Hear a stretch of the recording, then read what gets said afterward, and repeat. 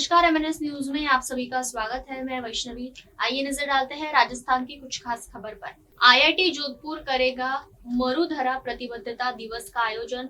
राजस्थान के विकास एजेंडा पर मुख्य सचिव करेंगे मार्गदर्शन। जल, ऊर्जा, कृषि और तकनीक पर केंद्रित रोड मैप, नए शैक्षणिक विभागों एवं रणनीति विस्तार की। जोधपुर 1 मई 2026 भारतीय प्रौद्योगिकी संस्थान आईआईटी जोधपुर मरुधरा प्रतिबद्धता दिवस का आयोजन करने जा रहे हैं, जो राजस्थान के समग्र विकास में अपनी भूमिका को सुदृढ़ करने की दिशा में एक महत्वपूर्ण पहल है।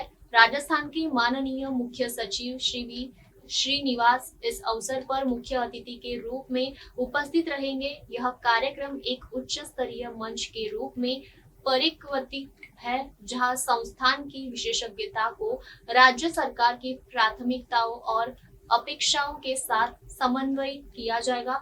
निवेशक प्रो अविनाश कुमार अग्रवाल के नेतृत्व में, जो अपने कार्यकाल के 2 वर्ष पूर्ण कर रहे हैं, आईआईटी जोधपुर ने प्रभाव उन्मुख अनुसंधान, नवाचार और नीति सहभागिता पर आधारित एक दूरदर्शी दृष्टि प्रस्तुत की गई है।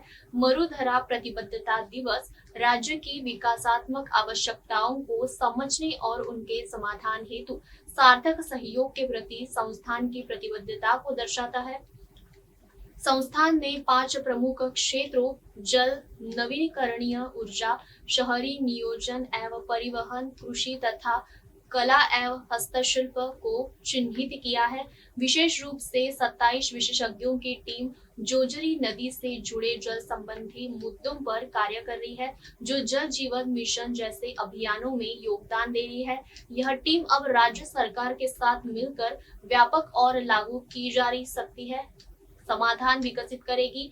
इसके समानांतर नवीकरणीय ऊर्जा, भविष्य उन्मुख शहरी अवसंरचना, एआई आधारित कृषि, नवाचार तथा पारंपरिक हस्तशिल्प के तकनीक उन्नयन पर भी कार्य जारी है। इसके अतिरिक्त आईआईटी जोधपुर आयुर्वेद आधारित स्वास्थ्य प्रणालियों में अंत विषयक शोध को आगे बढ़ा रहे हैं और प्राचीन गणितज्ञ ब्रह्मगुप्त के योगदानों को समकालीन संदर्भ में पुनः व्याख्यातित करने हेतु समर्पित टीम का गठन किया गया है।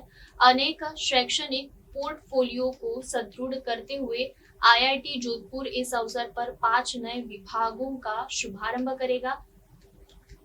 एरोप्स इंजीनियरिंग, एंटी ड्रोन तकनीक एवं यूएवी, इलेक्ट्रॉनिक्स इंजीनियरिंग, ऊर्जा एवं ऑटोमोटिव इंजीनियरिंग, पर्यावरण एवं सतत इंजीनियरिंग, अर्थशास्त्र। इन कार्यक्रमों में प्रवेश वर्तमान शैक्षणिक सत्र से प्रारंभ होगा, जिससे विद्यार्थियों को उभरते एवं राष्ट्रीय महत्व के क्षेत्रों में अवसर प्राप्त होंगे।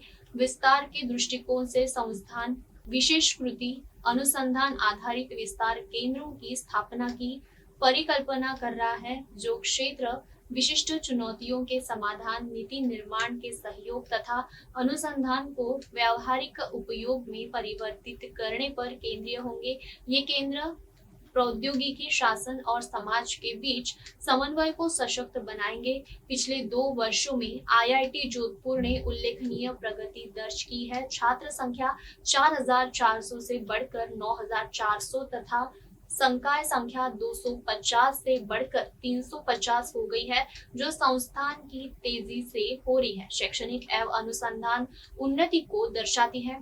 संस्थान विशेष रूप से मेडटेक क्षेत्र में अपने ट्रांसलेशन रिसर्च इकोसिस्टम को सुदृढ़ कर रहा है, जहां एम्स के साथ सहयोग से विकसित कई नवीन तकनीकों को कंपनियों द्वारा आगे बढ़ाया जा रहा है। मरुधरा प्रतिबद्धता दिवस राजस्थान के विकास के प्रति आईआईटी जोधपुर की गहरी प्रतिबद्धता का प्रतीक है, जो विज्ञान, प्रौद्योगिकी और शासन को एक साथ लाकर सतत समावेशी और भविष्य उन्मुख समाधान तैयार करने का संकल्प प्रस्तुत करता है।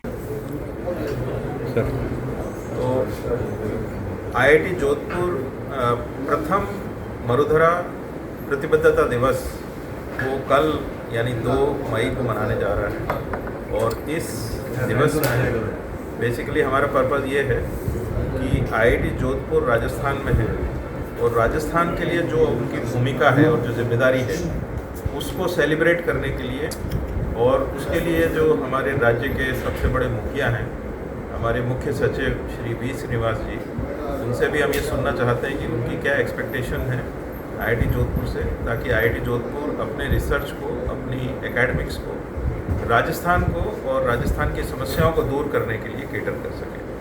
तो इसका उद्देश्य यही है कि हम आईआईटी जोधपुर एक संस्थान के तौर पर राजस्थान प्रदेश के लिए जो उनकी प्रतिबद्धता है उसको हम प्रदर्शित करना चाहते हैं। किस तरह कोई से सवाल आयोजन, किस तरह से क्या क्या होगा? शिक्षा नीति को आप प्रेजेंटेशन क्या देंगे? प्रथम बार आयोजन कर रहे हैं, क्या इसमें? तो इस कार्यक्रम में हम पहले तो चीफ सेक्रेटरी साहब जब आएंगे तो लगभग 2 घंटे हम उनको अपने जो इंफ्रास्ट्रक्चर है, अपनी रिसर्च है और जो हम ऑलरेडी राजस्थान के लिए जो काम कर रहे हैं उन सब का अवलोकन कराएंगे। और उसके बाद फॉर्मल कार्यक्रम लगभग 5 बजे शाम को शुरू होगा और उसमें डायरेक्टर आईआईटी जोधपुर की तरफ से एक प्रेजेंटेशन दिया जाएगा जिसमें हमने जो भी अभी तक पिछले 2 साल में प्रगति की है और राजस्थान की जितनी समस्याओं में हम काम करने की कोशिश कर रहे हैं उनके बारे में उनको उससे अवगत कराया जाएगा।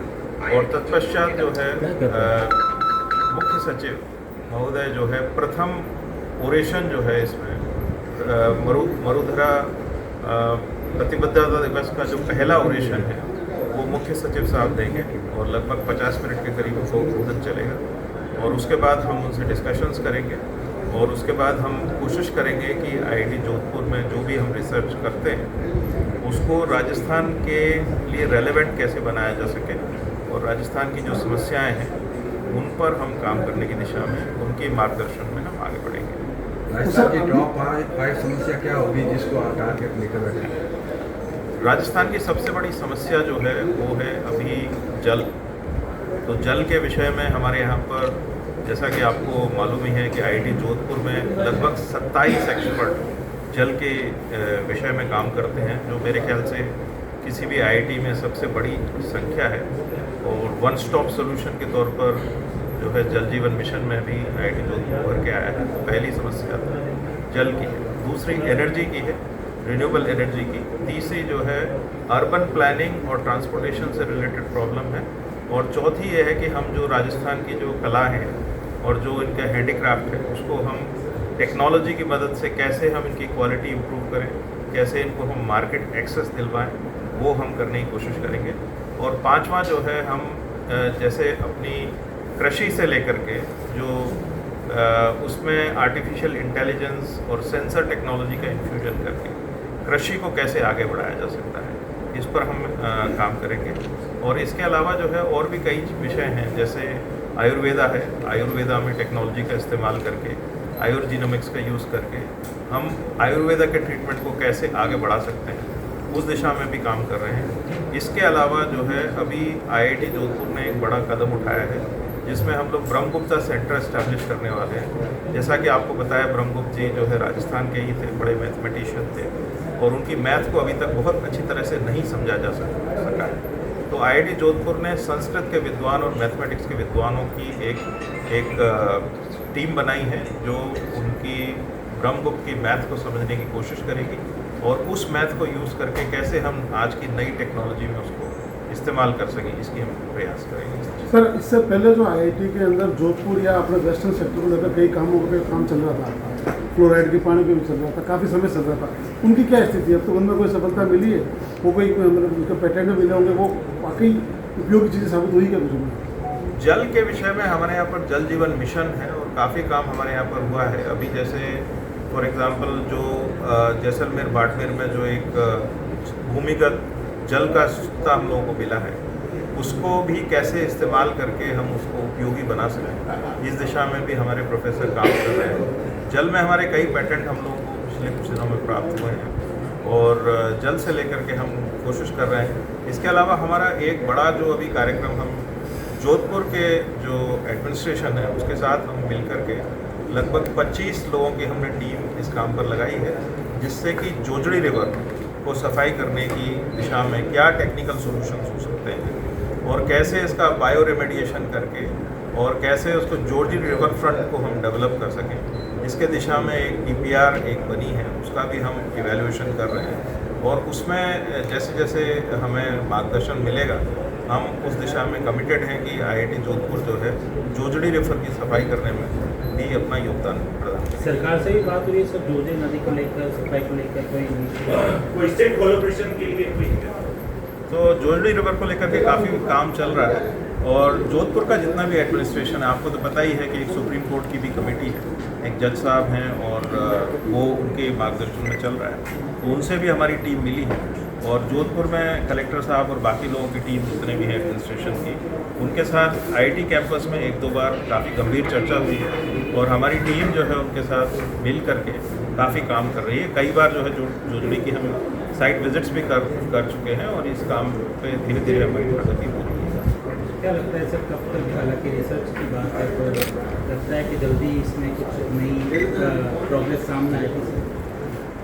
मुझे लगता है हम लोग प्रयास कर रहे हैं, लेकिन इसमें रिसर्च बहुत कुछ नहीं है, लेकिन जो रिसर्च एग्जिस्टिंग है उसको कस्टमाइज करके और उसको सोल्यूशन के तौर पर प्रस्तुत करने वाली बात है। तो मेरी कुलीग जो उस प्रोजेक्ट को हैंडल कर रही है वो अभी थोड़ी देर में आने वाली हैं, उस समय पे आप उनसे डिटेल में वो आपको टेक्निकल इसका जवाब देंगे। जोधपुर नदी को तो कपड़ा उद्योग प्रभावित कर रहा है और जब कपड़ा उद्योग को बंद होगा, हमने प्रपोज किया है जयपुर में और उसमें कुछ राजस्थान सरकार के साथ कुछ ले जाने वाली बात थी, एक DPR हमने दी है, वो अभी राजस्थान सरकार उसमें काफ़ी सहमत है और अभी केंद्र सरकार की सहमति का इंतज़ार है। जैसे ही केंद्र सरकार की सहमति आएगी, अभी कुछ क्वेश्चंस हैं, ये प्रोसेसेस थोड़ी लंबी होती हैं, इसमें केंद्र सरकार और शिक्षा मंत्रालय भारत सरकार, वित्त मंत्रालय भारत सरकार, इन सब की सहमति होने के बाद ही इस तरीके का जो कदम है वो उठाया जा सकता है। तो अभी ये प्रोसेस में है और अभी इसमें इसके बारे में कुछ भी कह पाना संभव नहीं है। As of now IIT Jodhpur पूरा का पूरा जोधपुर में है। अगर ये सैंक्शन होता है तो कुछ डिपार्टमेंट जिनकी हमसे रिक्वेस्ट किया है राजस्थान सरकार ने, उनको 2 या 3 डिपार्टमेंट्स को हम जयपुर मूव करेंगे। छोटा कैंपस होगा अगर ये अप्रूव होता है। जमीन कम थी क्या सर? यहाँ जमीन तो बहुत बड़ी है, फिर जयपुर से क्या वजह है जयपुर ले जाने की? एक हिस्सा वहाँ ले जाएगा। बिल्कुल, आप यहाँ पर कोई ज़मीन की कमी नहीं है और यहाँ पर मेरे ख्याल से हम लोग 30,000 स्टूडेंट्स जो है वो एकोमोडेट कर सकते हैं और हमारा कदम यही है कि अगले आने वाले 2-3 साल में हम स्टूडेंट्स की संख्या यहाँ पर लगभग 8-9 हज़ार करने की कोशिश करें। जयपुर ले जाने का उद्देश्य ये है कि जोधपुर की कनेक्टिविटी से जयपुर की कनेक्टिविटी बेटर है और क्योंकि सरकार जो है वो जयपुर में है, सरकार को जब भी कभी तकनीकी समस्याएं होती हैं और अगर हमारी छोटी टीम अगर जयपुर में अवेलेबल है तो एक हमारा इंटरफेस और जो राजस्थान की जो सेवा है वो हम बेहतर तरीके से कर पाएंगे। मूल जो हमारा मेन सेंटर है वो जोधपुर ही रहेगा।